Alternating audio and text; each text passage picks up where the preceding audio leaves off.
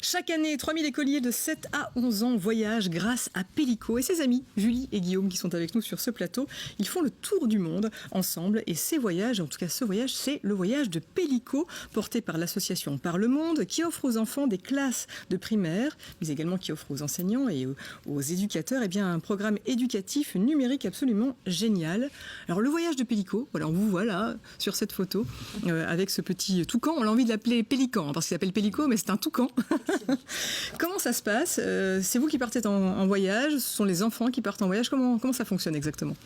Alors concrètement, on est 2 médiateurs culturels qui voyageons donc accompagnés de Pélico pendant 1 an. Il y a toute une équipe qui travaille au bureau aussi au bon fonctionnement de ce voyage. Et nous, donc, on voyage pendant 1 an. Il y a 5 périodes à ce voyage. Il y a 4 périodes à l'étranger où on reste pendant 2 mois dans différents pays. Et dans ces pays, on rencontre des groupes d'enfants avec lesquels on fait des reportages donc sur leur culture au sens très large. On fait des reportages photos et vidéos. Voilà, on découvre quelques images là, voilà. À l'image, avec ces enfants qu'on poste ensuite sur une plateforme numérique. Et en France, il y a une centaine de classes qui chaque année suivent ce projet et suivent ce voyage. Et donc, suite à ces vidéos, ils interagissent, ils posent des questions, ils nous envoient des reportages en retour qu'on montre ensuite aux enfants à l'étranger. Et il y a un vrai dialogue qui s'installe ensuite entre ces enfants du monde. Et il y a également une partie dans notre voyage où on fait le tour de France pour rencontrer une certaine partie des classes qui participent au voyage et échanger avec eux sur leurs ressentis et les questions qu'ils ont encore suite à cette aventure. C'est vrai que c'est un projet qui est absolument génial et ça permet vraiment de rendre les enfants plus curieux, plus ouverts au monde. Ça, c'est ce que vous avez pu constater justement. Oui, tout à fait. Il a été pensé occasion. comme ça. C'est un voyage qui a été pensé pour cultiver un peu la tolérance auprès des enfants, le questionnement, l'esprit critique aussi, c'est vrai. Il y a plein de retours des enfants qui nous montrent que effectivement, ils sont heureux de découvrir. Donc là, on le voit par exemple sur l'image. C'est Julie qui présente des jeux de cours, des jeux de récréation. Et puis ensuite, on les a mis en place avec les enfants marocains. On peut avoir un peu de son d'ambiance aussi, parce que là, on n'en a pas, mais on va en mettre un petit peu. Mais effectivement, on se rend compte que d'un pays à l'autre, on ne joue pas de la même manière. Il y a des jeux quand même parfois qui sont similaires. Là, je sais que dans cette vidéo-là, on les voit par exemple jouer à l'élastique. Il y a des osselets qui sont remplacés par des cailloux. C'est ça qu'on trouve intéressant aussi, c'est de montrer qu'il y a effectivement des différences d'un pays à l'autre, mais il y a aussi plein de points communs au final. C'est ce dont ils se rendent compte au fur et à mesure des voyages. Ils font des parallèles entre ce qu'eux connaissent et ce qu'ils découvrent dans les pays. Et ils sont généralement assez surpris de voir que même à des milliers de kilomètres, on joue au même jeu que chez eux. Et alors pour cette saison 2017-2018, vous êtes rendu au Maroc, au Vietnam, au Mexique, au Brésil. C'est quand même une belle saison, une belle année. Quelles sont peut-être justement, on parlait de ces différences culturelles fortes que vous avez peut-être pu identifier et, oui, ce qui ressort particulièrement peut-être. Est-ce qu'il y a des points communs très forts, d'autres très, très différents? Oui. Alors culinairement parlant, effectivement c'est toujours des grandes différences et c'est ce qui intéresse beaucoup les enfants aussi. C'est très amusant souvent de voir que d'un pays à l'autre on a des pratiques culinaires tout à fait différentes. Des façons de manger, même, ça passe par les aliments. Tout à fait, qu'on mange avec les mains, avec des baguettes. Et ça les permet aussi de questionner leurs propres pratiques. Pourquoi est-ce qu'en France on n'utilise pas les mains finalement pour manger certains plats. Ça leur permet de voyager aussi. Oui, voilà, au fur et à mesure de l'année, on observe aussi que les enfants entrent dans un questionnement sur leur patrimoine culturel parce qu'ils ont envie de présenter des choses aux enfants étrangers et pour présenter des choses, il faut les connaître. Et donc, ils en viennent aussi à se questionner, eux, sur des choses de leur quotidien qu'ils ne pensaient pas forcément avoir de l'intérêt, mais qui au final, ils en découvrent au fur et à mesure de l'année. C'est vrai que Marc, il y a un vrai enrichissement avec un tel projet pour ces enfants-là. Oui, c'est certain. Et puis on parle souvent du village planétaire.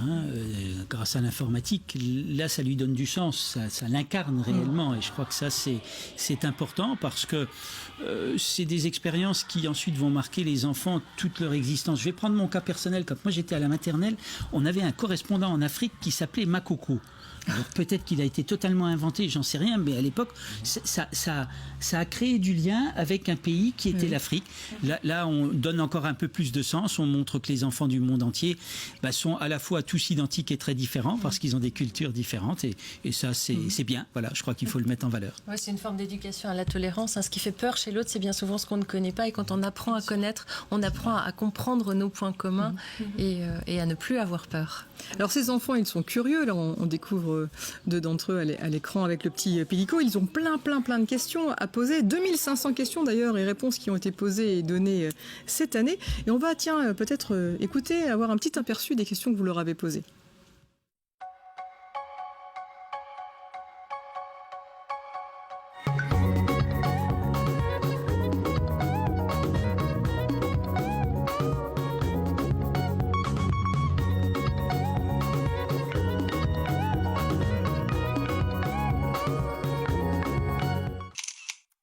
Qu'est-ce que vous aimeriez faire quand vous serez plus grand? Quando eu crescer, eu quero ser professora de escola. Dans quel pays aimeriez-vous aller? Eu quero viajar quando crescer para França e para Paris. Quel est le plat le plus connu chez vous?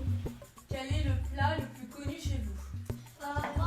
É arroz com batata palha e estrogonofe. Quel sport préférez-vous? Meu esporte favorito é queimado.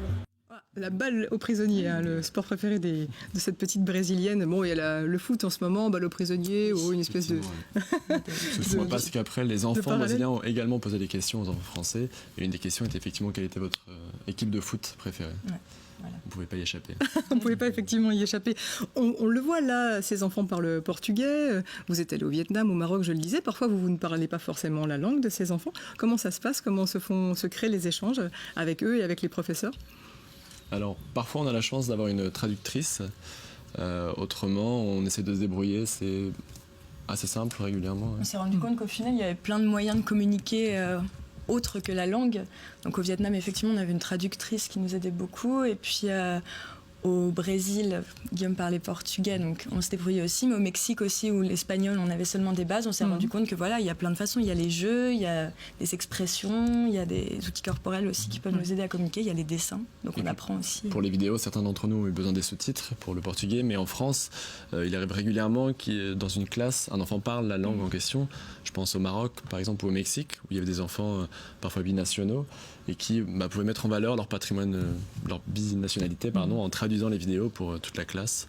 Donc ça, c'est génial aussi. C'est une des richesses du projet, effectivement. C'est une façon d'intégrer aussi des gens Complètement. qui ont des origines différentes. Exactement. Ouais. Alors, ce qui est important de souligner aujourd'hui, et c'est la raison aussi pour laquelle vous êtes là, c'est que si vous êtes derrière votre écran, vous êtes professeur, vous êtes éducateur, vous êtes une maman et vous aimeriez que la classe de votre enfant puisse profiter de ce projet, c'est tout à fait possible. Il y a un site internet qui apparaît sur l'écran, Par le Monde. On peut vous solliciter pour faire en sorte que l'année prochaine, une classe ici peut-être de la région, de Moselle, Meurthe-et-Moselle, etc. Hypertype, comment ça marche? Comment je fais? Je suis prof, comment je fais?